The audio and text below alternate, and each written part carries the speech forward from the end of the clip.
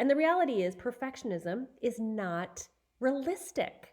And so, what would be the benefits if we actually were to let go of it? The benefit is, and we've talked about this in some of the other videos, is you can't just erase a thought, you have to replace a thought. So you can't just kind of erase, say, I'm going to stop being a perfect.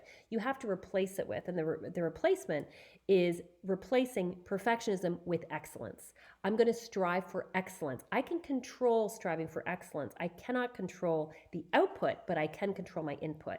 And so if we put our focus on that, and we strive for excellence, then we're going to feel a lot of times a lot more empowered, a lot more hopeful. We're focusing on what we can control. We can't control the outcome, but we can control the input. And what we'll often find is we'll have a lot more, often a sense of calm. You know, what's the opposite of anxiety? The opposite for a lot of people, it's like they feel more peaceful.